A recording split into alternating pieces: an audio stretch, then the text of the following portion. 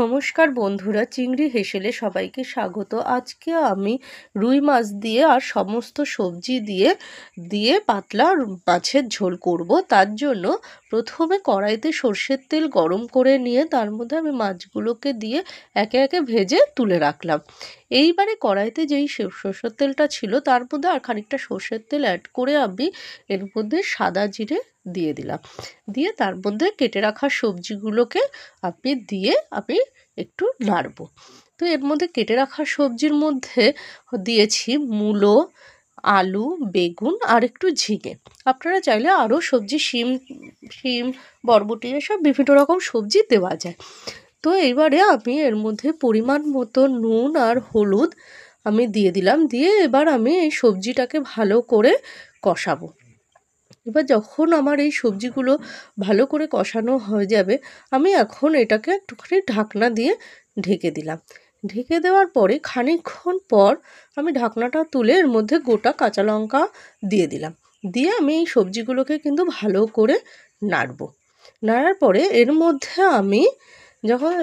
মধ্যে আমি একটু খানিকটা জিরের গুঁড়ো শুধুই জিরের গুঁড়োই দেবো, আর এখানে আর কোনো মশলা আমি এর মধ্যে দিচ্ছি না।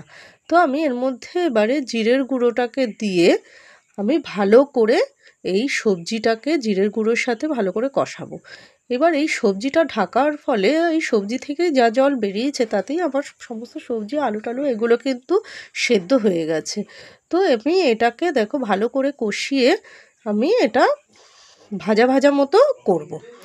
এইবারে যখন আমার এই সবজিটা ভালোভাবে ভাজা ভাজা হয়ে যাবে তখন আমি এর মধ্যে পরিমাণ মতো জল দেব। জলটা দিয়ে আমি একটুখানি নেড়ে নিয়ে তার মধ্যে কিন্তু আমি এই ভাজা মাছগুলোকে দিয়ে দেব।